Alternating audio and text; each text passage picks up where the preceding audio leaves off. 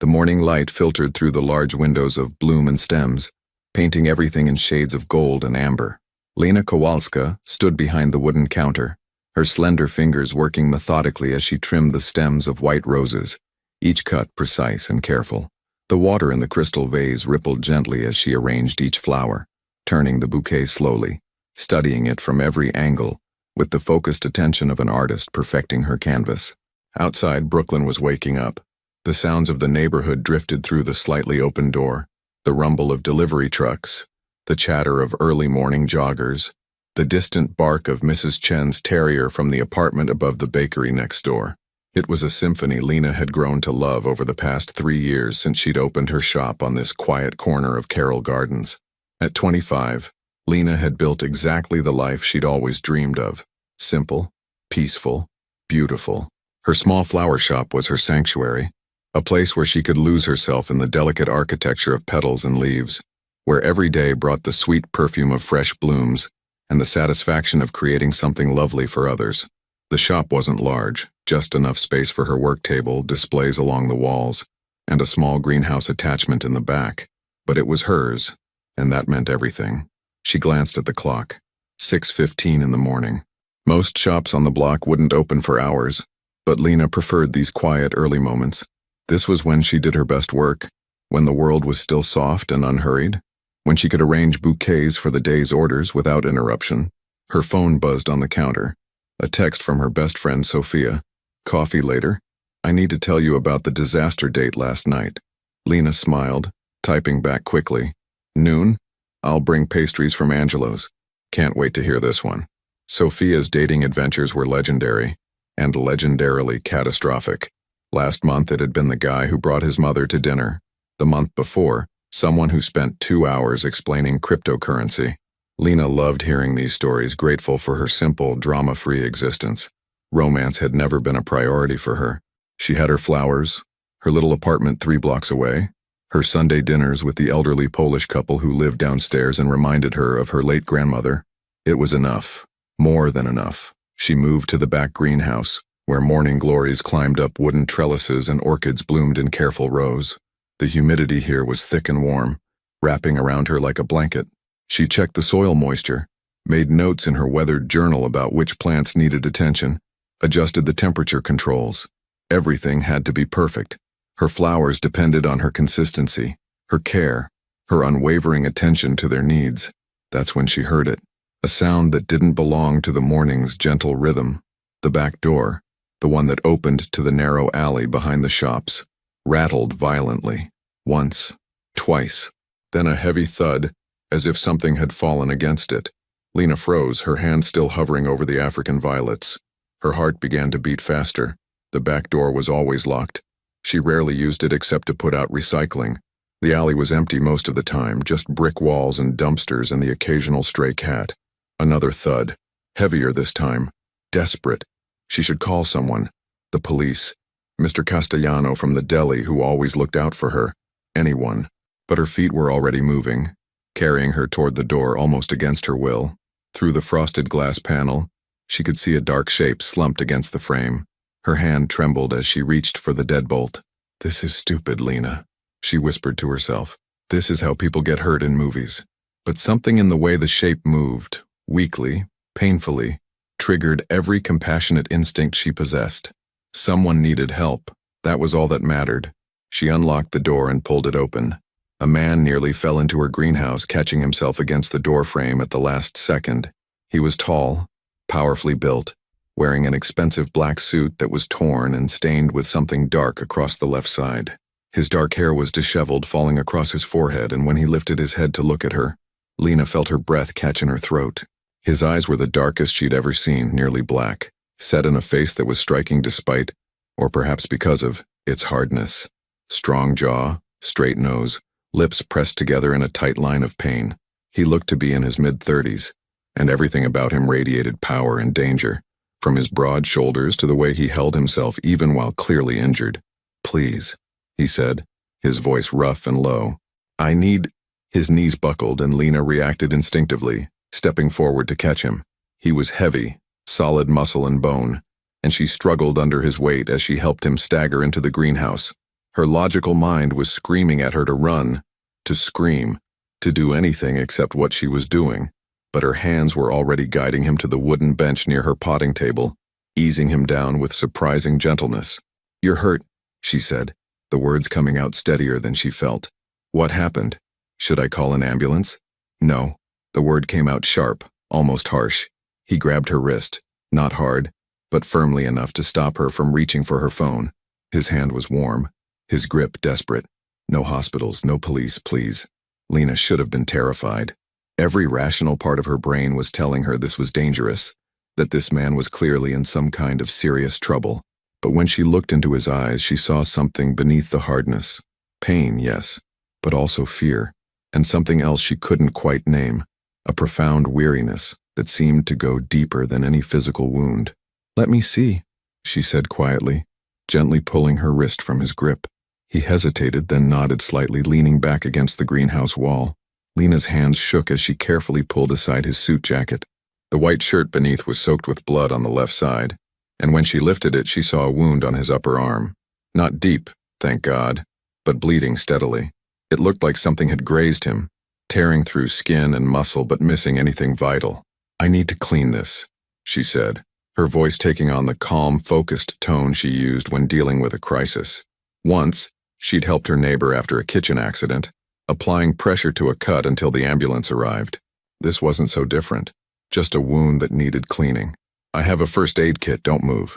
She grabbed the extensive medical supplies she kept for emergencies. Living alone, working with sharp tools, she'd learned to be prepared, and returned to find him watching her with those intense dark eyes. His gaze followed her every movement as she gathered clean towels, antiseptic, bandages. "This is going to hurt," she warned, soaking a cloth with antiseptic. "I've had worse." His voice was softer now, some of the edge gone. Lena carefully cleaned the wound, trying to ignore how intimate this felt, her hands on his bare skin, his breath shallow and controlled as she worked. He barely flinched, which told her this wasn't his first time being injured. That thought should have frightened her more, but instead, she found herself curious. "What's your name?" she asked, focused on wrapping the bandage around his muscular arm. A pause. "Dante." "Dante," she repeated softly. "I'm Lena." "I know." When she looked up in surprise, he added, "The sign out front. Lena's Bloom and Stems. You named it after yourself." "I did." She secured the bandage, her fingers gentle. "There. It's not professional medical care, but it should hold until you can get proper help." "Thank you." The words sounded rusty, as if he didn't say them often. They sat in silence for a moment, the early morning light growing stronger through the greenhouse glass, illuminating the rows of flowers around them. The contrast was surreal. This dangerous, wounded man sitting among her delicate orchids and roses, blood on his expensive suit, weariness etched into every line of his striking face. "You should go," Lena said finally, though part of her surprised herself by not wanting him to leave yet. "Whoever you're running from, they might come looking." Dante's jaw tightened. "They won't find me here, and I won't bring trouble to your door. I just needed—" He trailed off, looking around the greenhouse as if seeing it for the first time. "I needed somewhere quiet. Somewhere safe." The word sounded foreign in his mouth, as if safety was a concept he barely remembered. Lena studied him, this stranger who had crashed into her carefully ordered world. She should be afraid. She should insist he leave immediately. But something in his exhausted eyes, in the way he looked at her flowers with something almost like longing, made her hesitate. "How did you get hurt?" she asked quietly. "Business disagreement." His mouth quirked in something that wasn't quite a smile. "Nothing you need to worry about. I'm cleaning your blood off my hands. I think I'm already involved enough to worry." He looked down at her hands, still stained red despite her efforts to wipe them clean, and something flickered across his face. Regret, maybe, or shame. "I'm sorry. I shouldn't have come here. I wasn't thinking clearly. I've walked past your shop before, seen you through the window working with your flowers. You always looked so peaceful, and when I needed somewhere to go, I thought—" He didn't finish, but Lena understood. In his world of violence and chaos, her little flower shop must have seemed like another universe entirely, a place where beauty still mattered, where things grew instead of being destroyed. "How long have you been watching my shop?" she asked, and she was surprised to find she wasn't frightened by the admission. "I'm not—" He stopped, ran a hand through his dark hair. "It's not like that. I own several buildings in Brooklyn, yours included. I do occasional walkthroughs of the neighborhoods. Your shop just stood out. You're my landlord? Lena couldn't help the surprise in her voice. Technically, yes. Through a property management company. I doubt you've ever seen my name on the paperwork. That explained the expensive suit, the air of authority even while wounded. This was a man used to power, to control. Whatever business he was in, it clearly involved significant money and equally significant danger. The sun had fully risen now, and Lena knew she should be opening her shop soon. Mrs. Patterson would be by at 7:30 to pick up the arrangement for her daughter's birthday. Mr. Rodriguez needed his weekly bouquet for his wife's grave. Life continued, routine and reliable, even with a wounded stranger sitting in her greenhouse.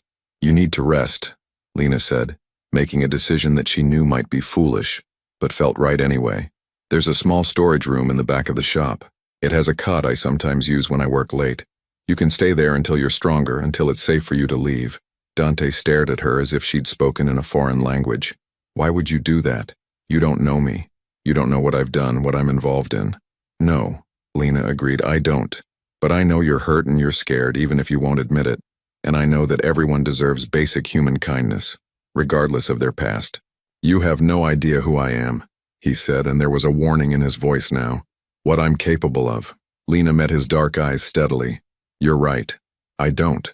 But I know what I'm capable of, and that's choosing to help someone in need.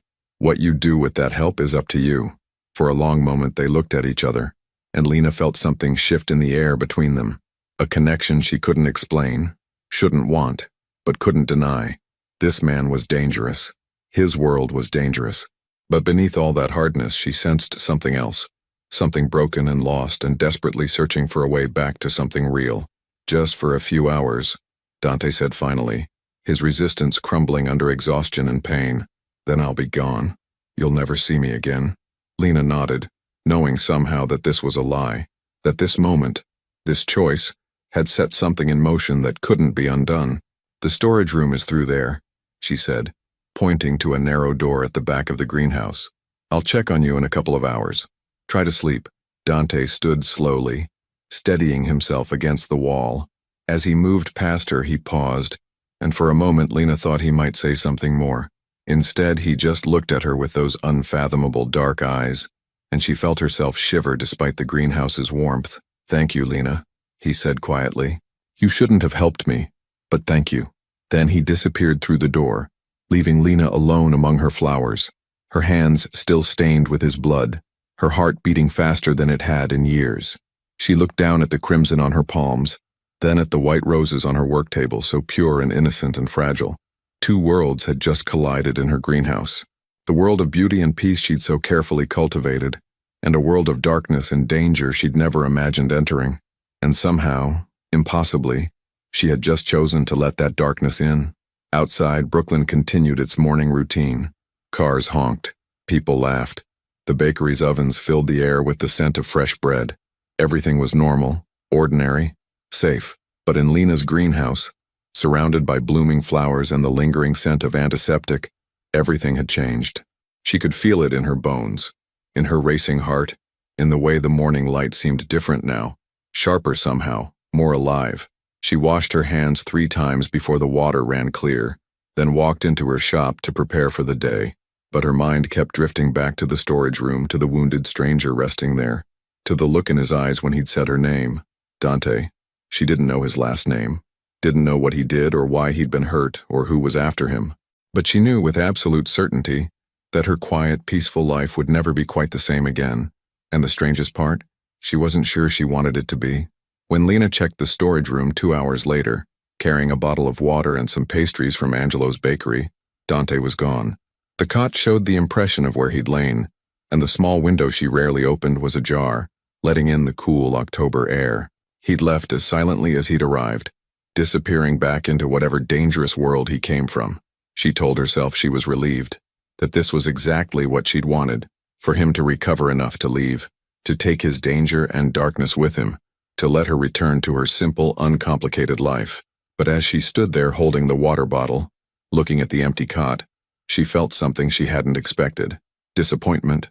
You're being ridiculous, Lena, she muttered to herself, closing the window and locking it securely. He was a stranger, a dangerous stranger, This is a good thing. But the feeling lingered as she returned to her work, arranging Mrs. Patterson's birthday bouquet with yellow roses and white lilies. Her hands moved through the familiar motions, but her mind kept drifting back to those dark eyes, to the way Dante had looked at her flowers with such unexpected longing, to the rough sound of his voice when he'd said her name. The day passed in its usual rhythm. Customers came and went. Mrs. Patterson loved her arrangement and tipped generously. Mr. Rodriguez stood quietly for a moment with his weekly bouquet before thanking her softly and leaving. A young couple ordered flowers for their upcoming wedding, their excitement infectious as they debated between orchids and peonies. By the time Sophia arrived at noon, Lena had almost convinced herself that the morning had been some strange dream. "Okay, so picture this," Sophia said, bursting through the door with her characteristic energy, her curly dark hair bouncing as she moved. The guy shows up wearing a suit covered in cat hair. Not a little cat hair, Lena. Covered. Like he'd rolled around in a pet store. Lena couldn't help but laugh as she locked the door and flipped the "back in 30 minutes" sign. They sat at her work table, sharing pastries and coffee, while Sophia recounted her latest dating disaster with animated hand gestures and dramatic pauses. And then, he pulls out his phone and starts showing me pictures of his cats. For 45 minutes, Lena, I now know the names, personalities, and dietary restrictions of 7 cats I will never meet. Maybe he was nervous? Lena suggested, biting into a chocolate croissant. He named one Chairman Meow. Chairman Meow. Sophia groaned, dropping her head onto the table. Why are all the good ones taken or crazy? Or taken and crazy? You'll find someone, Lena said reassuringly, patting her friend's shoulder. Someone who appreciates your energy and only has a reasonable number of cats. What's a reasonable number? Wait, don't answer that. 0. The answer is 0. Sophia lifted her head, studying Lena with suddenly sharp eyes. You look different. Something happened. Lena felt her cheeks warm. Nothing happened. I'm just tired. Early morning. Lena Kowalska, I've known you since freshman year of college. You're a terrible liar. Your left eye does this twitchy thing. Sophia leaned forward conspiratorially. Spill. Did someone finally ask you out? Please tell me it's not Marcus from the hardware store. He's sweet, but he has the personality of unsalted butter. No one asked me out, I just... Lena hesitated, then decided on a version of the truth. Someone came by this morning, early. They were hurt and needed help. Sophia's eyes widened. Hurt how? Like accident hurt or I need to call the police hurt? Accident, Lena said quickly. Just a cut. I cleaned it, bandaged it, they left, that's all. They, he or she, he, and... Sophia practically bounced in her seat. What did he look like? Was he cute? Did you get his number? Sophia, he was injured and clearly in trouble. I wasn't thinking about whether he was attractive.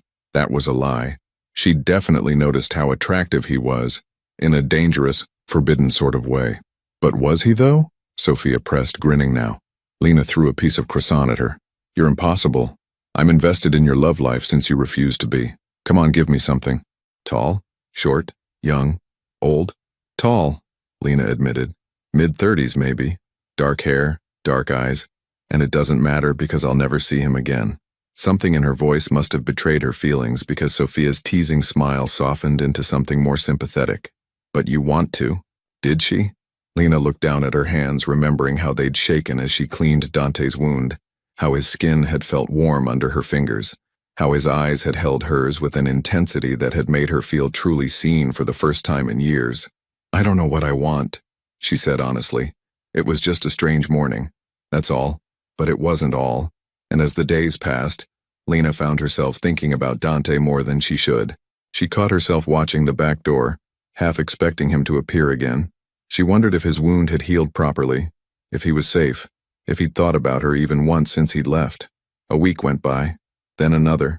October deepened, bringing shorter days and cooler nights. Lena decorated her shop with small pumpkins and autumn flowers, bronze chrysanthemums, deep red dahlias, orange marigolds. She told herself she was being foolish, that she needed to forget about the dangerous stranger who'd stumbled into her life for a few brief hours. But forgetting proved impossible, especially when she started noticing things. Small things at first. A black luxury car parked across the street for hours, its windows too dark to see inside. The same man in a gray jacket walking past her shop multiple times a day, always glancing at her window. a sense of being watched that made the hair on the back of her neck stand up. She told herself she was being paranoid, that Dante's appearance had made her jumpy and suspicious, but the feeling persisted, growing stronger each day. Then, on a gray Tuesday morning 3 weeks after Dante had vanished from her storage room, he came back. Lena was creating a sympathy arrangement, white roses and lilies, simple and elegant, when the bell above her door chimed. She looked up, expecting Mrs. Chen coming for her weekly tulips, and instead found Dante standing in her doorway. He looked different than he remembered, still dangerous, still powerful, but more controlled now. He wore a charcoal suit that fit him perfectly, his dark hair neatly styled, his posture confident and commanding. The wound on his arm was healed, hidden beneath expensive fabric. Only his eyes were the same, dark and intense, fixed on her with that unsettling focus. For a moment, neither of them spoke. Lena's heart hammered in her chest, her hands frozen above the white roses. "Hello, Lena," he said finally, his deep voice sending a shiver down her spine. "You're better," she managed, setting down her scissors with trembling fingers. "Your arm. Thanks to you." He stepped further into the shop, and Lena was acutely aware of how the space seemed to shrink around him, how his presence filled every corner. "I came to thank you properly. What you did that morning, helping me, risking your own safety. It wasn't something I deserved. Everyone deserves basic kindness," Lena said, repeating the words she'd told him that first day. A ghost of a smile touched his lips. "Not everyone. Some of us have made choices that put us beyond kindness. I don't believe that." She met his eyes steadily, despite her racing pulse. "People can change. People can be redeemed." Can they? The question sounded genuine, as if he truly didn't know the answer. He moved closer to her work table, studying the sympathy arrangement she'd been creating. "These are beautiful. Everything here is beautiful. It's like stepping into a different world." "That's what I wanted," Lena admitted. "A place where beauty still matters, where things grow instead of—" She stopped, suddenly aware of what she'd almost said. "Instead of being destroyed," Dante finished quietly. "You're not wrong. That's exactly what my world is. Destruction, power, control. No room for something as fragile as a flower." He reached out, almost touching a white rose, then pulled his hand back as if afraid he might damage it. "Or someone as good as you." "You don't know me," Lena said. "I'm not particularly good, I'm just, ordinary. You threw away your safety to help a stranger bleeding in your greenhouse. You gave me shelter when you should have called the police. That's not ordinary, Lena. That's extraordinary." His eyes held hers, and she felt that same electric connection from 3 weeks ago, that sense of two worlds colliding. But it was also dangerous. "And I need you to understand something." He moved around the work table, close enough now that she could smell his cologne. Expensive, sophisticated, with notes of cedar and spice. Close enough that she had to tilt her head back to meet his eyes. "The people I deal with," he continued, his voice low and serious, "they don't follow the same rules as your world. They see kindness as weakness. They see connection as leverage. The fact that you helped me, that I came here, it puts you at risk. And I can't. I won't let that happen." "Is that why you stayed away for 3 weeks?" Lena asked, surprising herself with her boldness. "To protect me?" "Yes. And I should have stayed away permanently. But He paused, something vulnerable flickering across his hard features. "I couldn't stop thinking about this place. About you. About how you looked at me like I was still human, still worth saving." Lena's breath caught. "You are human, Dante. Whatever you've done, whatever your business involves, you're still human. You have no idea what I've done." His voice was rough now, almost harsh. "The decisions I've made, the things I've overseen. If you knew, you wouldn't look at me the way you're looking at me right now. How am I looking at you? Like you see something good, something worth redemption."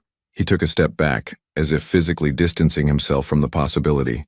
"But I didn't come here for absolution. I came to warn you. There are people who've noticed my unusual behavior. Coming here that morning was reckless. Returning now is even more reckless. You need to be careful. If anyone asks about me, anyone at all, you tell them nothing.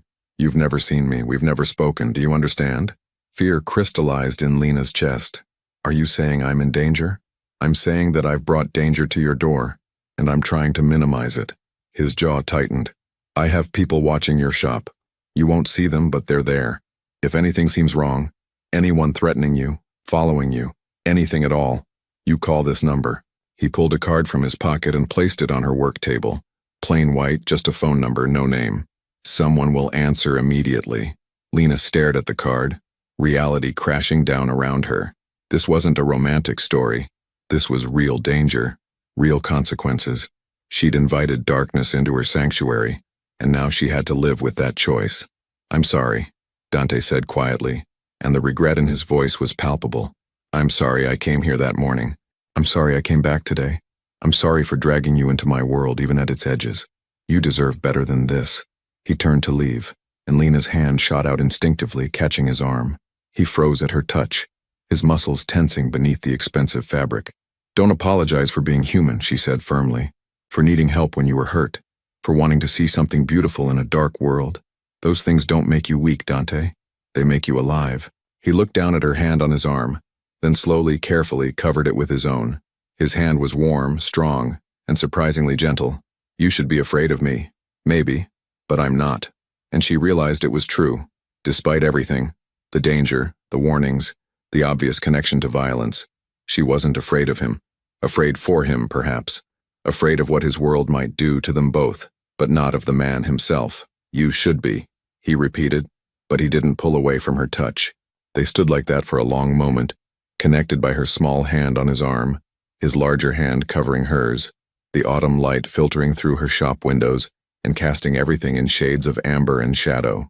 Around them, the flowers bloomed in silent witness, the roses and lilies, the chrysanthemums and dahlias, all the beauty Lena had worked so hard to cultivate. "I should go," Dante said finally, but he still didn't move. "Yes," Lena agreed, but she didn't release his arm. "Lena!" The bell above the door chimed loudly, shattering the moment. They sprang apart as Sophia burst into the shop, bags of takeout Thai food in her hands, already talking before she'd fully entered. "Okay, so I know it's not noon yet, but I had a cancellation and I'm starving and I got that pad thai you love." She stopped abruptly, seeing Dante, her eyes going comically wide. Oh, I'm interrupting. I'm totally interrupting. Hi, I'm Sophia, Lena's friend, just delivering lunch, which I can leave, right here, and go, immediately." "It's fine," Lena said quickly, her cheeks burning. This is Dante. He was just leaving." Dante finished smoothly, his professional mask sliding back into place effortlessly. "It was good to see you again, Lena. Thank you for your help with the flowers." He nodded politely to Sophia. "Nice to meet you." He walked toward the door with controlled grace, but just before he left, he glanced back at Lena one last time. In that look, she saw everything he hadn't said. The warning, the regret, the undeniable pull between them that neither wanted, but both felt. Then he was gone, the bell chiming softly behind him. Sophia stood frozen for a full 3 seconds before exploding. "That's the guy. The injured stranger from 3 weeks ago. Lena. He looks like he walked out of a cologne commercial. The dangerous, expensive kind where they're on a yacht or in a mansion or something." Sophia. And the tension. "Oh my God, the tension. I felt like I needed to leave my own friend's flower shop because you two were basically having an entire conversation with your eyes. What is happening? Who is he? Why does he look like he could buy this entire block?"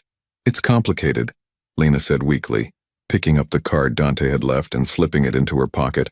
Complicated is his middle name. I guarantee it. Dante complicated gorgeous face. Sophia set down the Thai food and grabbed Lena's shoulders. "Okay, real talk. Is he dangerous? Like, should I be worried about you dangerous?"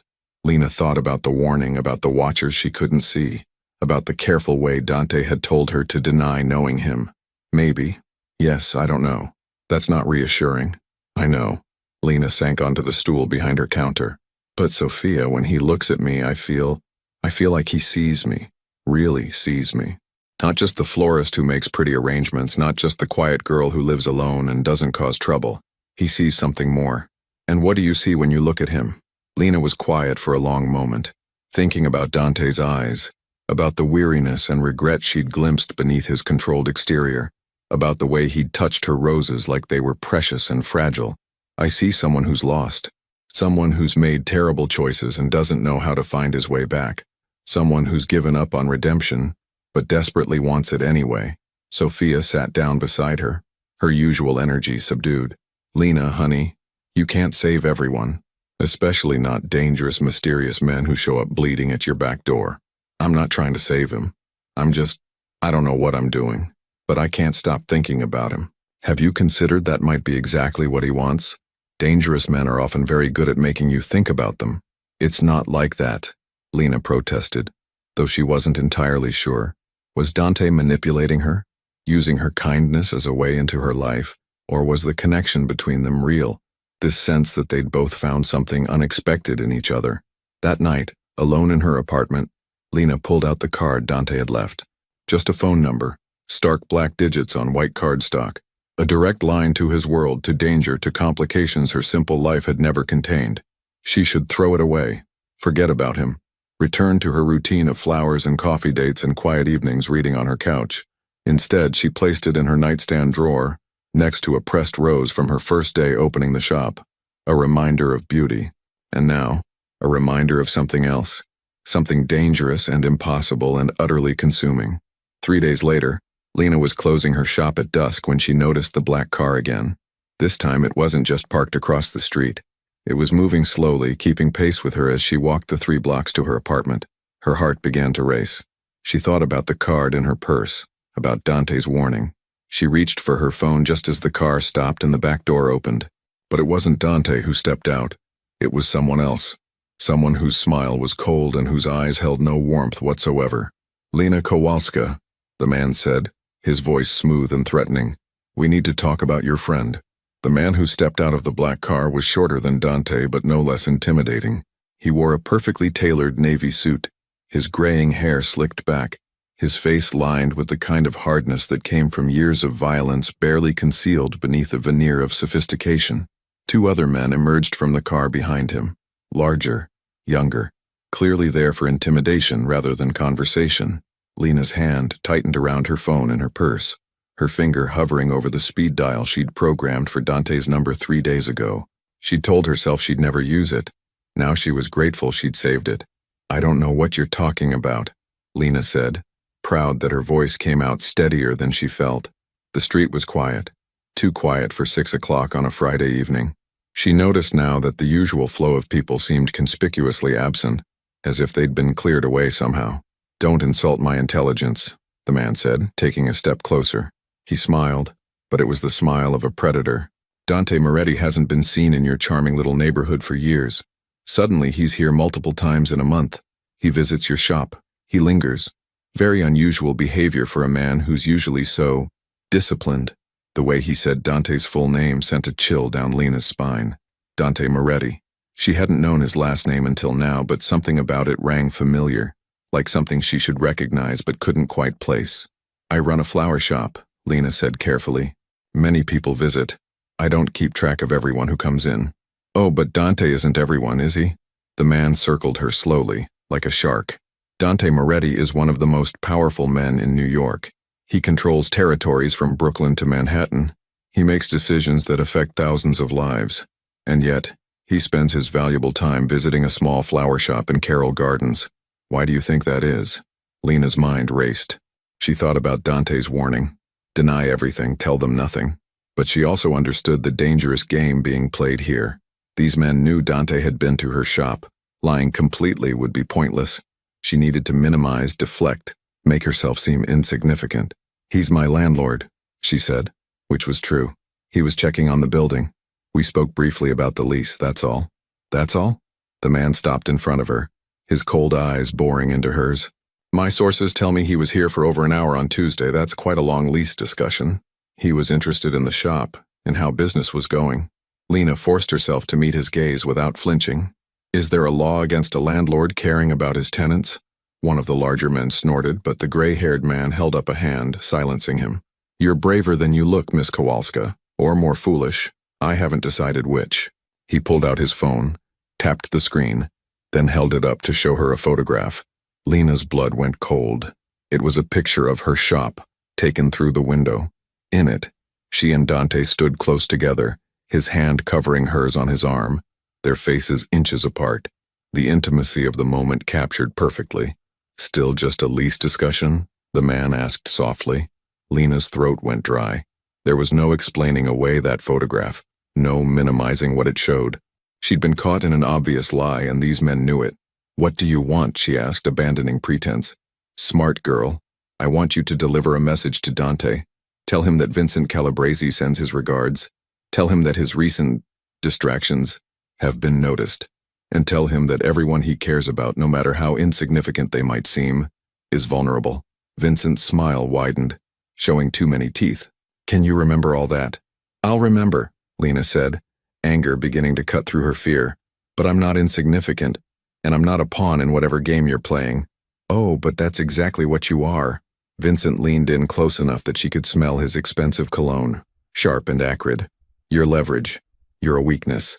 And in our world, weaknesses get exploited. So here's what's going to happen. You're going to call Dante right now and tell him to meet you at your shop in 1 hour. Alone.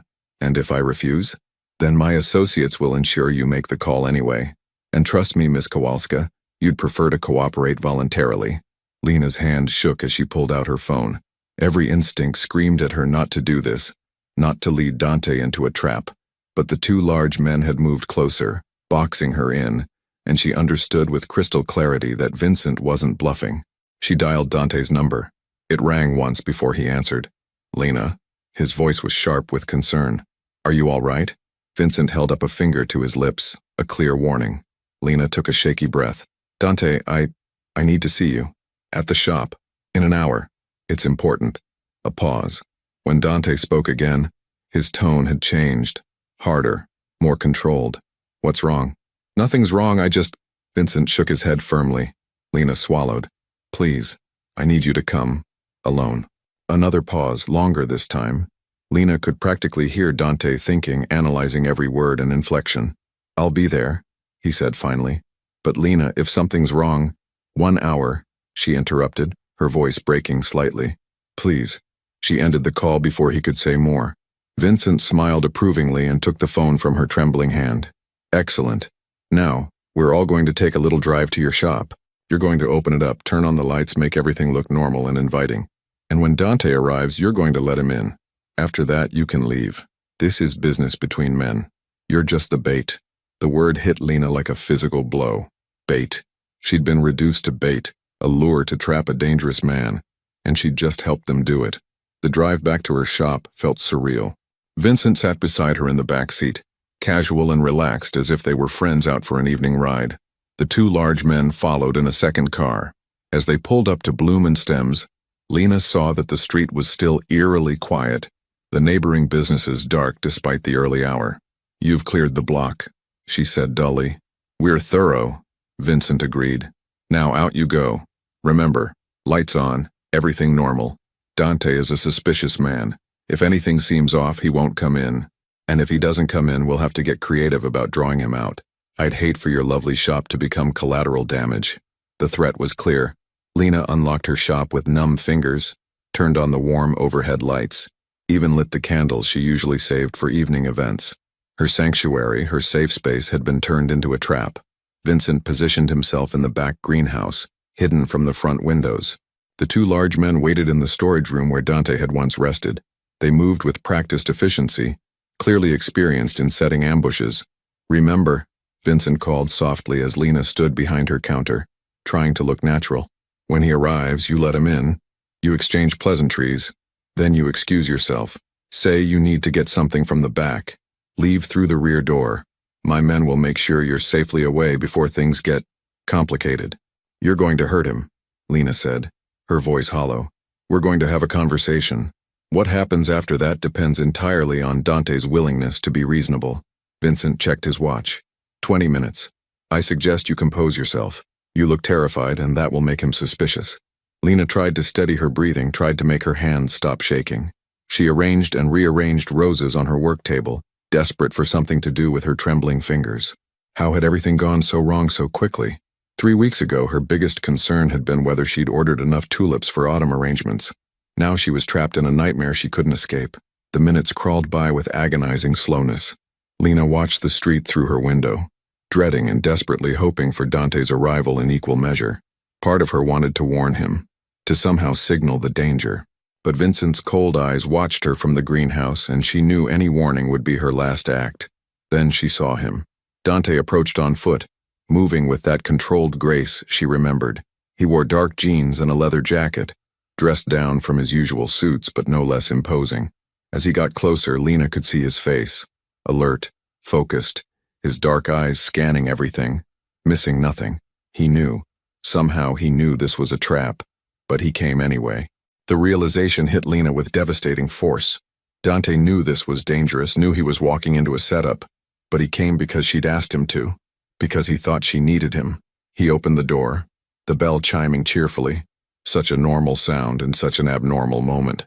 His eyes found hers immediately, and she saw the questions there, the concern, the readiness for violence. "Lena," he said carefully, stepping inside but not moving away from the door. "You said you needed to see me." She opened her mouth, trying to form words that would warn him without being obvious. But before she could speak, Vincent emerged from the greenhouse, slow clapping echoing through the shop. "Bravo, Dante.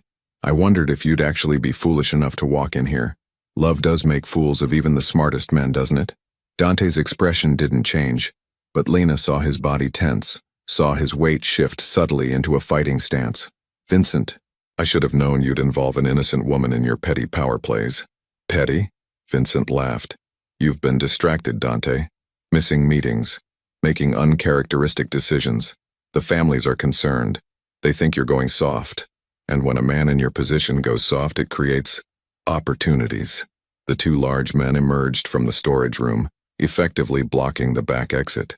Dante was surrounded, and Lena stood frozen behind her counter, horrified at what she'd helped orchestrate. "Let her leave," Dante said, his voice deadly calm. "This is between us. She has nothing to do with our business." "Oh, but she has everything to do with it. She's the distraction, she's the weakness." Vincent pulled out a gun, sleek, black, terrifying in its casual appearance. He didn't point it at anyone, just held it loosely, a reminder of the power he wielded. "The question is, what are you willing to sacrifice for her?" "Don't," Lena said, finding her voice finally. "Dante, don't give him anything. I'm not worth—" "You are," Dante interrupted, his eyes never leaving Vincent. "You're worth more than any deal, any territory, any amount of power. So here's what's going to happen, Vincent. You're going to put down that weapon and walk away. You're going to forget about Lena, forget about this shop, forget about using innocent people as leverage. And in return, I won't destroy everything you've built over the past 20 years. Vincent's smile faltered slightly. "You're not in a position to make threats, aren't I?" Dante's voice was soft, dangerous. "You think I came here unprepared? You think I didn't know this was a setup the moment Lena called me?" Her voice was wrong. The words were wrong. Everything about that call screamed trap. He took a step forward, and despite being outnumbered and unarmed, Vincent's men shifted nervously. "I came anyway because I needed to see her, to make sure she was safe, but I didn't come alone." As if summoned by his words, the shop's lights suddenly cut out, plunging everything into darkness. Lena heard movement, shouts, the sound of something heavy hitting the floor. She crouched behind her counter, her heart hammering, unable to see what was happening but hearing everything. The controlled violence, the brief struggle, Vincent's cursing. Then the lights flickered back on. Dante stood in the center of her shop, breathing hard but apparently unharmed. Vincent's gun was on the floor, kicked far away. The two large men were being held by 4 others, clearly Dante's people, who'd somehow entered during the blackout. Vincent himself was on his knees, his earlier confidence completely gone. "You were saying something about power plays?" Dante said coldly. "Let me be absolutely clear, Vincent. You threatened someone under my protection. You used her to get to me. That kind of disrespect can't be tolerated. Not by the families, not by me, not by anyone." "Dante, please," Vincent started, but Dante cut him off with a sharp gesture. "You have 24 hours to leave New York. All your operations, all your assets, everything. You're out. If I see you or hear from you again, if you so much as think about Lena Kowalska or anyone else I care about, what happens next will make this look like mercy. Do you understand?" Vincent nodded frantically, his face pale. "I understand, I'm sorry, I didn't—" "Get him out of here," Dante said to his men, "and make sure the message gets to the other families. Anyone who thinks I've gone soft just learned otherwise." The shop emptied quickly. Vincent and his men hustled out into the night, Dante's people following to ensure compliance. Suddenly it was just Lena and Dante in the flower shop, surrounded by roses and the lingering scent of fear. Lena stood on shaking legs, her back pressed against the counter. "I'm so sorry. He forced me to call you. He said he'd hurt the shop. Hurt me if I didn't—" "I know." Dante crossed to her in 3 quick strides, his hands gentle as they cupped her face, tilting it up so he could examine her. Did he hurt you? Did any of them touch you? No, they threatened. They scared me. But they didn't hurt me. Tears were streaming down her face now, the fear and adrenaline finally breaking through. I led you into a trap. I brought you here knowing it was dangerous. You saved my life by making that call. His thumbs brushed away her tears with surprising tenderness. The way you said my name, the specific words you used, you were trying to warn me. And you did. That gave me time to prepare, to position my people. If you'd tried to be clever, tried to hide what was happening, I might have walked in blind, but you trusted me to understand. And I did. I put you in danger. No, I put you in danger by involving you in my world at all. This is my fault, Lena. All of it. From the moment I came to your shop 3 weeks ago, I've been putting you at risk. Vincent was right about one thing. You're my weakness. And in my world, weaknesses get exploited. He started to pull away, but Lena grabbed his jacket, holding him close. Don't you dare walk away right now. Don't you dare use this as an excuse to disappear for my protection or my own good. I'm not a child, Dante. I make my own choices, and I choose. The front window exploded. Lena didn't have time to scream, didn't have time to process what was happening. One moment she was holding Dante's jacket, the next she was on the floor with his body covering hers, protecting her from the shower of glass raining down around them. She heard the sound a split second later. A gunshot, then another. Someone was shooting at them from the street. Stay down, Dante ordered, his body a shield over hers. He had a gun now. Where had he gotten a gun? And was returning fire through the broken window. This wasn't supposed to happen. Vincent was gone. The danger was over. But clearly someone else had decided to take their shot while Dante was distracted. More gunfire. Lena pressed her face against the cool floor of her shop, Dante's weight solid and protective above her. She could smell gunpowder and blood and the sweet scent of crushed flowers. Her beautiful roses trampled in the violence. Her sanctuary destroyed. Then, in the brief pause between shots, Lena heard Dante grunt in pain. No, she whispered, twisting under him to see his face. Blood was seeping through his jacket, spreading across his shoulder. No, Dante, you're hit. It's fine. Stay down. His voice was strained but controlled. He fired 3 more shots, and the shooting from the street stopped. Silence fell, thick and terrible. Lena's hands were shaking as she pressed against his wound, trying to stop the bleeding. You're not fine. You need a hospital. What I need is for you to be safe.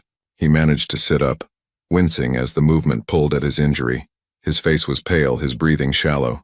My people will be here in minutes. They'll clean this up. They'll make sure you're protected. But Lena, you need to understand what this means. Tonight was a message. Vincent might have been the messenger, but there are others who see you as my weakness now. Others who'll try to use you against me. So what are you saying? That I should pretend I don't know you? That I should go back to my simple life and forget any of this happened? Lena's voice rose, anger cutting through her fear. It's too late for that, Dante. They already know about me. The damage is already done. Running away now won't make me safer, it'll just make me alone and vulnerable. He stared at her, and in his dark eyes, she saw the war he was fighting with himself. The desire to protect her battling against the knowledge that she was right, that abandoning her now would leave her exposed. You should hate me, he said roughly. After tonight, after everything I've brought into your life, you should hate me. I should, Lena agreed. But I don't. And that's my choice to make, not yours. Outside she heard cars screeching to a stop, doors slamming, voices shouting. Dante's people had arrived, just as he'd said they would. But in the moment before they burst through the door, before the chaos of cleanup and questions and consequences descended, Lena and Dante looked at each other in the ruins of her flower shop, surrounded by broken glass and crushed petals, and the undeniable truth neither could ignore anymore. They were bound together now, by danger, by choice, by something neither of them fully understood, but both felt with devastating intensity. Whatever came next, there was no going back to the way things were. The innocent florist and the dangerous Mafia boss had crossed a line that couldn't be uncrossed. And in Dante's eyes, for the first time, Lena saw not just darkness and regret, but something else. Hope. Fragile and impossible and terrifying, but hope nonetheless. The safe house was nothing like Lena expected. She'd imagined something dark and fortress-like, all concrete walls and barred windows. Instead, it was a beautifully restored farmhouse in upstate New York, surrounded by acres of quiet woods painted in autumn colors. The October sun filtered through tall windows, casting warm light across hardwood floors and comfortable furniture that looked lived in rather than staged. "It belonged to my grandmother," Dante said quietly as one of his men, a surprisingly gentle giant named Marco, helped him inside. His shoulder was bandaged now, the bullet removed by a private doctor who'd arrived at Lena's shop within 20 minutes of the shooting. "She left it to me when she died. It's one of the few places connected to my name that's actually peaceful." Lena followed them in, still in shock from the night's events. Her shop was closed indefinitely, the front window boarded up, police tape across the door. Dante's people had handled everything with efficient precision. Statements given, stories coordinated, evidence cleaned. To the outside world, it looked like a random act of violence, a stray bullet from a street altercation. No mention of mafia bosses or power struggles or innocent florists caught in the crossfire. Sophia had called 17 times. Lena had finally answered, keeping her voice steady as she explained she was taking a few days away after the random shooting had rattled her. Sophia had wanted to come immediately, but Lena had talked her down, promising she was safe, that she just needed time to process. The lies tasted bitter on her tongue. "The bedroom upstairs is yours," Dante said, wincing as Marco helped him onto the living room couch. "You'll be safe here. I have people positioned around the perimeter. Nobody gets within a mile without us knowing." "What about you?" Lena asked, nodding at his injured shoulder. "Where will you sleep?" "Here is fine. I've slept in worse places." "You're injured. You need a proper bed." She crossed her arms, summoning strength she didn't know she had left. "I'll take the couch. You take the bedroom." Marco, who'd been preparing to leave, paused at the door with a barely suppressed smile. Dante noticed and shot him a warning look. "I'll be outside if you need anything, boss." "Miss Kowalska." Marco nodded respectfully and disappeared. Alone now, Lena and Dante faced each other across the cozy living room. The domesticity of the moment felt surreal after the violence of hours before. Dante sitting on a couch that had probably hosted countless family gatherings. Lena standing in a farmhouse kitchen that smelled faintly of cinnamon and old wood. Two people from impossible worlds, thrown together by circumstances neither could control. "You should rest," Dante said finally. "It's been a traumatic night. So should you. But neither of us will we?" Lena moved to the kitchen, finding it surprisingly well stocked. "When was the last time you ate?" "I don't remember." "Then I'm making food. Don't argue." She opened cabinets, finding pasta, canned tomatoes, herbs. Her hands moved automatically through the familiar motions of cooking. Something normal, something grounding. "My grandmother taught me how to make pasta sauce from scratch. She said food was love made visible. That feeding someone was the most basic form of caring." She felt rather than saw Dante watching her as she worked. The silence between them wasn't uncomfortable, but it was heavy with unspoken words, with questions neither knew how to ask. "Why did you jump in front of me?" Dante asked suddenly. "When that gun fired, you threw yourself between me and the bullet. Why?" Lena's hands stilled over the pot. That moment was burned into her memory. The glint of metal in the streetlight, the instinctive surge of terror, her body moving before her mind could process what she was doing. She'd thrown herself at Dante, pushing him aside, feeling the bullet's wind as it passed where his head had been milliseconds before. "I don't know," she said honestly. I couldn't let you die. The thought of it, of you being gone, it was unbearable. So I moved. You could have been killed. So could you." She turned to face him, wooden spoon still in hand. "And for some reason that mattered more to me than my own safety. Don't ask me to explain it logically, Dante. I can't. All I know is that in that moment, your life felt more important than mine." His expression was unreadable, but his eyes, those dark, intense eyes, held something she'd never seen before. Vulnerability. Raw, honest vulnerability. "No one's ever done that for me before," he said quietly. "Put themselves in danger for my sake. People fear me, respect me, obey me, but protect me, risk themselves for me. That doesn't happen in my world. Maybe your world is smaller than you think." Lena turned back to the stove, stirring the sauce. "Maybe you've surrounded yourself with people who see your power instead of your humanity. But I see you, Dante. Not the mafia boss. Not the dangerous man everyone fears. I see the person underneath all that. The one who looks at flowers like they're miracles. The one who came back to my shop even though he knew it was dangerous. The one who's been carrying so much weight for so long that he's forgotten what it feels like to be cared for, simply for being himself." The silence stretched longer this time. When Lena finally plated the pasta and brought it to the coffee table, sitting beside Dante on the couch, she saw that his eyes were bright with unshed tears. "I don't deserve you," he said, his voice rough. "Probably not," Lena agreed, handing him a fork. "But that's not really the point, is it? Deserve doesn't factor into how we feel. It just is." They ate in silence, and Lena watched Dante's face gradually soften as the food and warmth worked their simple magic. Here, in his grandmother's house, away from the violence and power struggles, he looked different. Younger, somehow. Less burdened. "Tell me about her," Lena said. "Your grandmother." Dante was quiet for a long moment, but then he began to speak. "She was the only person in my family who tried to keep me out of this life. My father was already deep in it. My uncles, my cousins. But Nonna Rosa, she wanted something different for me. She used to bring me here every summer, away from the city, away from the business. We'd work in her garden, cook together, sit on the porch at night and count stars." His voice grew softer, distant with memory. "She told me once that everyone has two paths in front of them. The path that's easy, that follows what everyone expects, and the path that's hard, that requires courage to walk alone. She begged me to choose the hard path, to break the cycle. But you didn't." "No. When I was 17, my father was killed, shot in the street like an animal, and I was so angry, so consumed with rage and grief, that I threw myself into the family business. I became everything Nonna Rosa feared I would become. She died 5 years later. I think of a broken heart, watching me destroy the person she'd tried so hard to save." He set down his fork, his food only half eaten. "She left me this house in her will, along with a letter that said she still believed in me, that it was never too late to choose the harder path. Do you still have the letter?" Dante nodded, standing slowly and moving to a bookshelf in the corner. He pulled down a worn wooden box and extracted a yellowed envelope, handling it with reverence. He didn't open it, just held it, his thumb tracing the faded ink of his name on the front. "I read it sometimes, when the weight of everything gets too heavy, when I forget why I'm doing any of this." He looked at Lena, and in his eyes she saw the war he'd been fighting with himself for years. She wrote that redemption isn't about erasing the past. It's about choosing differently in every moment moving forward. That even if I'd made terrible choices, I could still make better ones. That I could still become the man she believed I could be. Lena stood and crossed to him, taking the letter gently from his hands and setting it aside. Then she took his face in her hands, making him look at her. She was right. "It's not too late, Dante. It's never too late.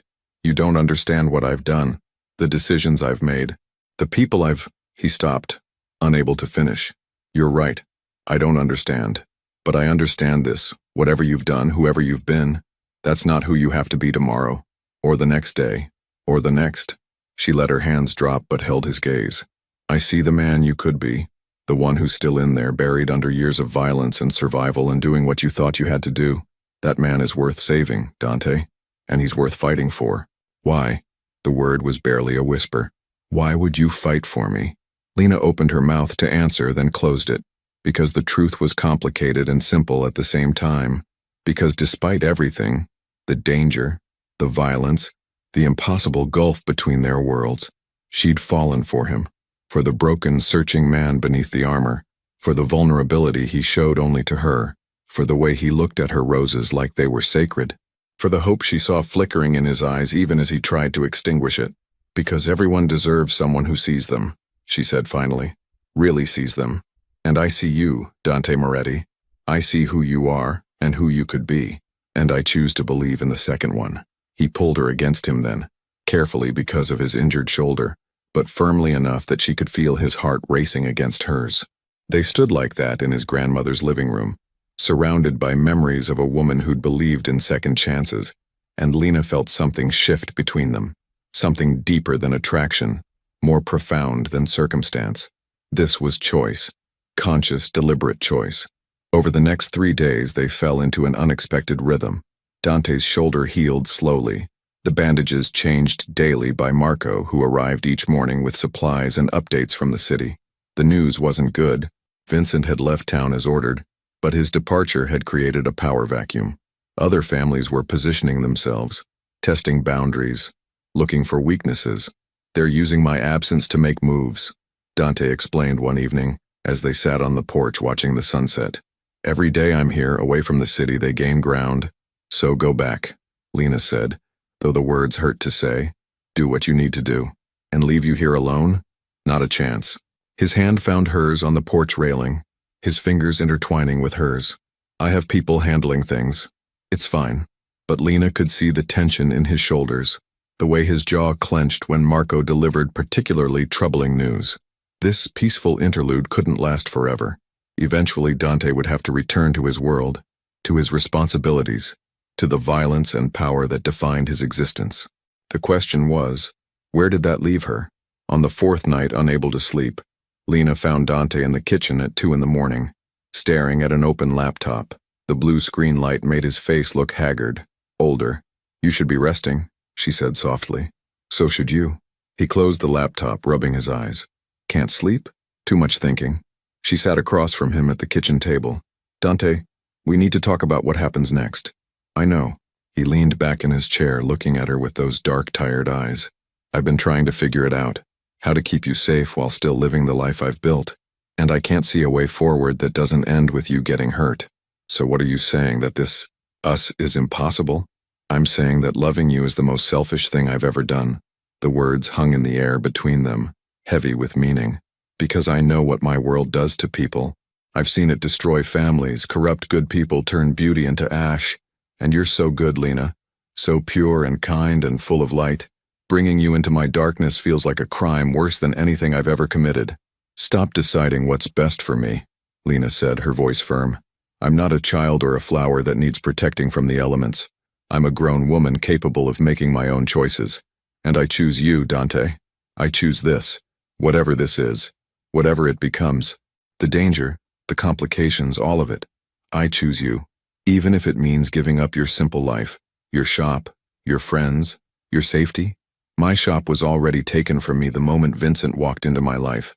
My safety was compromised the second you stumbled through my back door. And my friends?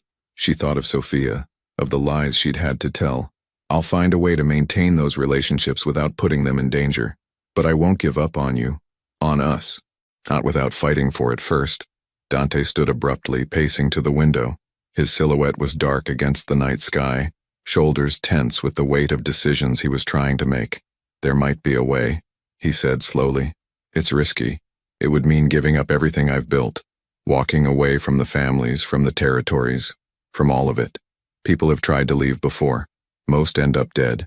But some manage to negotiate their way out. Provide enough value, enough insurance that the families decide it's more profitable to let them go than to eliminate them. Lena's heart began to race. You'd do that? Leave everything?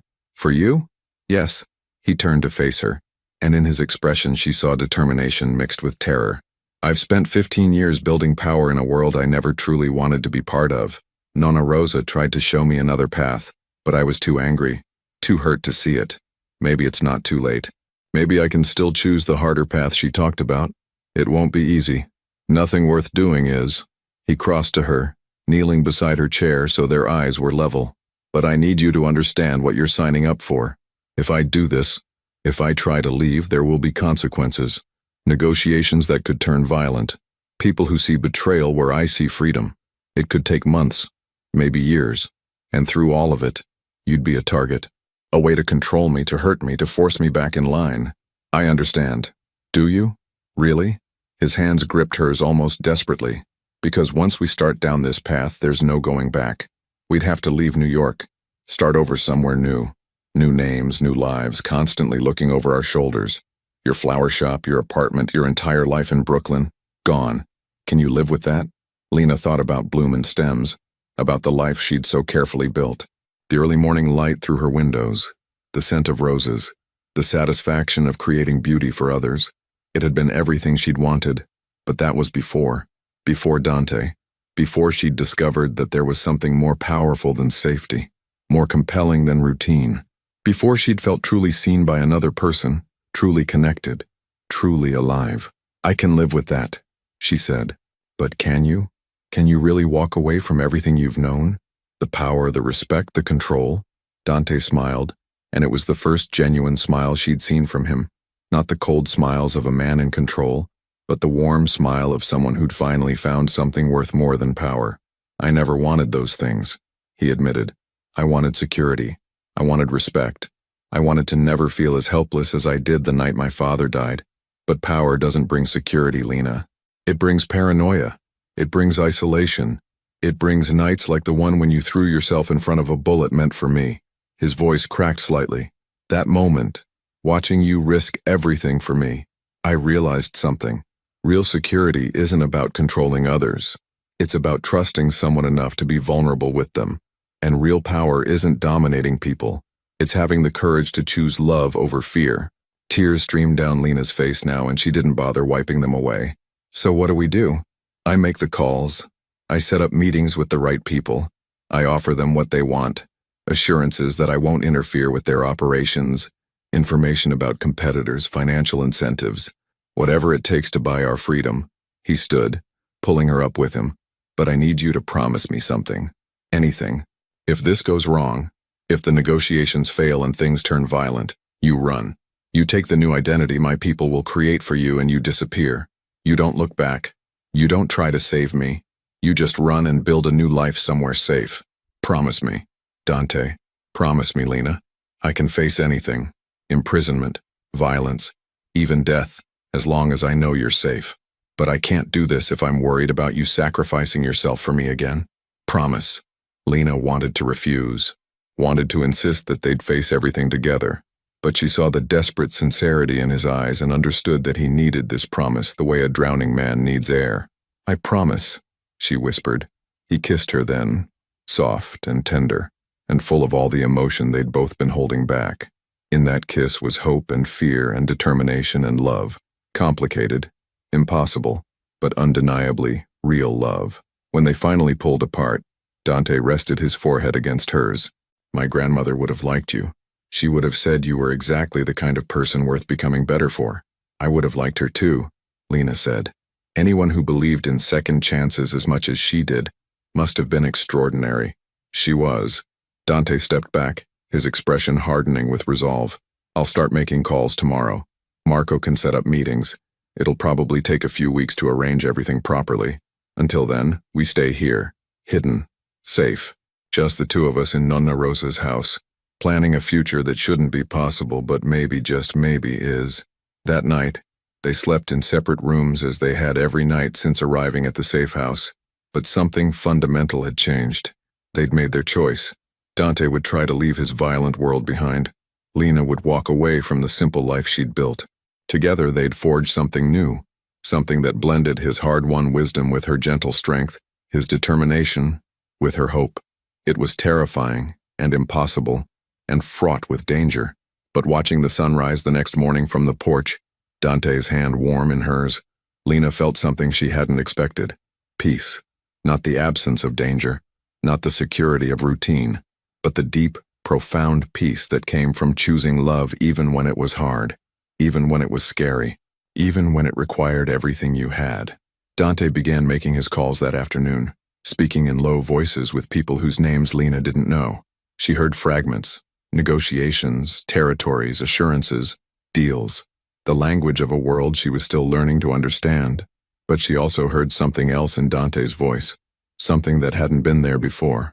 Freedom. The freedom that came from finally choosing differently, from walking the harder path his grandmother had always believed he could walk, from blooming in the ashes of who he'd been, and becoming who he was meant to be. The meeting was set for a cold November evening in a warehouse on the edge of Manhattan, neutral territory, witnessed by representatives from 3 families. Dante had spent weeks preparing, gathering leverage, making promises, offering assurances. Everything hinged on this single conversation. Lena waited at the safe house, pacing the living room floor as Marco stood guard by the door. Dante had left at sunset, his expression calm but his eyes betraying the tension he felt. He'd kissed her goodbye like it might be the last time, holding her close and whispering, "Remember your promise." She'd nodded, unable to speak past the lump in her throat. Now, 3 hours later, her phone finally rang. "It's done." Dante's voice came through, rough with exhaustion and something else. Relief. They agreed. "I'm out." Lena's knees buckled and she sank onto the couch. "Really? Just like that?" "Not just like that. It cost me everything I had. Properties, investments, connections. I gave them enough information and assets to make letting me go more valuable than killing me. But yes, I'm free. We're free. When will you be back? 2 hours. Pack light. We leave tonight. The next months blurred together in a sequence of motels, temporary apartments, and careful movements. Dante's people provided them with new identities. Lena became Elena Morrison. Dante became Daniel Morris. Simple names for a simple life. They finally settled in a small coastal town in Oregon, about as far from New York as they could get while staying in the country. The town was quiet, unassuming, the kind of place where people minded their own business, and newcomers were welcomed with cautious friendliness. 6 months later, the morning sun streamed through the windows of Morrison's Blooms, catching dust motes in its golden light. Lena, Elena now, though she was still getting used to it, stood behind the counter of her new shop, smaller than Bloom and Stems, but no less loved. The scent of fresh roses filled the air, mixed with the salt breeze from the ocean 2 blocks away. The bell above the door chimed, and Dante walked in carrying 2 coffee cups and a bag from the bakery down the street. He wore jeans and a simple gray sweater, his hair slightly longer than it had been in New York, his face more relaxed than she'd ever seen it. "Mrs. Patterson called," he said, setting down the coffee. "Wants a bouquet for her granddaughter's birthday. I told her we'd have it ready by noon." Lena smiled at the coincidence of the name, though this Mrs. Patterson was different, a retired teacher who'd welcomed them warmly when they'd opened the shop 2 months ago. "Yellow roses and white lilies?" She said, "Surprise her. Apparently she trusts our judgment now." Dante moved behind the counter, standing close enough that their shoulders touched. "Never thought I'd be taking flower orders, but I'm getting good at it." He was. In the month since leaving New York, Dante had transformed. The hard edges had softened. The constant vigilance had eased into simple awareness. He smiled more, laughed occasionally, slept through the night without nightmares. Working with flowers, creating beauty instead of managing violence, had begun healing something broken inside him. They still looked over their shoulders sometimes, still stayed alert for threats that might never come. The families had honored their agreement, but trust was earned slowly in their former world. For now, though, they were safe, free, building something real together. "I'll start on the arrangement," Lena said, gathering yellow roses from the cooler. "Can you help Mrs. Chen when she comes in for her tulips? The one who always tries to set me up with her granddaughter?" Dante grinned. "Despite the wedding ring I pointedly wear." Lena glanced at the simple gold band on her left hand, matching the one Dante wore. They'd married quietly a month ago, just the 2 of them and a justice of the peace, but it had meant everything. A promise, a commitment, a choice to build this new life together. "Tell her your wife is the jealous type," Lena suggested playfully. "My wife is perfect," Dante corrected, leaning down to kiss her softly. "And I remind Mrs. Chen of that every single time." The day passed in gentle rhythm. Customers came and went, arrangements were created, coffee was consumed. Dante proved surprisingly good with elderly customers, his natural authority translating into a reassuring presence that put people at ease. Lena watched him help a widower choose flowers for his wife's grave, his voice gentle and patient, and felt her heart swell with love. This was what redemption looked like. Not dramatic, not flashy, just quiet, consistent choices to be better, to do better, to create rather than destroy. As they closed the shop that evening, Dante pulled her close, both of them standing among the remaining flowers, roses and lilies, chrysanthemums and tulips, all the beauty they'd cultivated together. "Do you miss it?" he asked quietly. "Your old life, Brooklyn, your friends." Lena had stayed in touch with Sophia through carefully anonymous messages, enough to let her friend know she was safe and happy without revealing where. It hurt, maintaining that distance, but it was necessary. "Sometimes," she admitted, "I miss Sophia. I miss certain customers. I miss the familiarity of it all." She turned in his arms to face him. "But I don't regret this. Any of it. Do you?" "Never." He touched the scar on her shoulder where she'd been grazed by flying glass that terrible night. "You jumped in front of death for me. You chose me when you should have run. You believed I could be better when I'd stopped believing it myself. How could I regret anything that brought us here?" Through the shop window they could see the street darkening, shops closing, the small town settling into evening quiet. It was ordinary, simple, safe. Everything Lena had wanted in her old life, but richer now, deeper, because it had been chosen rather than defaulted to, because she shared it with someone who understood the cost of this peace. "Your grandmother would be proud," Lena said softly. I hope so. Dante's voice was thick with emotion. I finally chose the harder path. It took me 20 years and meeting you to find the courage, but I chose it. And Lena, he cupped her face gently. I'd choose it again. Every single time. You're worth every sacrifice, every risk, every moment of fear. You're worth everything. They kissed as the last light faded from the sky, surrounded by flowers and the life they'd built from ashes. Outside, the world continued, dangerous and complicated and full of uncertainty. But here in their small shop in a quiet town, they'd found something rare, not perfection, not safety from all harm, but something more precious. The freedom to grow, to bloom, to become who they were meant to be. Together, a florist who'd seen darkness and chose light anyway. A man who'd lived in shadows and finally stepped into the sun. Two unlikely souls who'd found each other in impossible circumstances and refused to let go. The scars remained, on Lena's shoulder, on Dante's arm, in memories they'd carry forever. But scars were proof of survival, proof that they'd faced the worst and chosen to keep living anyway, chosen to keep loving anyway. As they locked up the shop and walked home through the quiet streets hand in hand, Lena thought about that first morning when Dante had crashed into her greenhouse, wounded and desperate. She'd made a choice that day, to help instead of fear, to see humanity instead of danger. That choice had changed everything, had cost her the life she'd known, had given her a life she'd never imagined. And looking at Dante beside her, seeing the peace in his expression, the hope in his eyes, the gentle way he held her hand like she was something precious, Lena knew she'd make that same choice again. Love was always a risk, always a leap into the unknown. But some risks were worth taking. Some leaps led to solid ground, where flowers could grow, where darkness could transform into light, where two broken people could become whole. Together, Morrison's blooms had expanded, a greenhouse in back now, where Lena grew specialty orchids. Dante had taken classes in horticulture, his natural intelligence finding new outlet in understanding soil composition and growing cycles. They employed 2 part-time workers and had become fixtures in the community. Some nights Dante still woke from nightmares about his old life. Some days, Lena still felt the ghost of fear from that terrible evening. But those moments grew rarer as time passed, replaced by ordinary joys. Morning coffee, shared laughter, the satisfaction of a perfectly arranged bouquet. They'd learned that redemption wasn't a destination but a journey, that becoming better was a daily choice made in small moments and quiet decisions. That love wasn't about perfection, but about choosing each other again and again through every difficulty.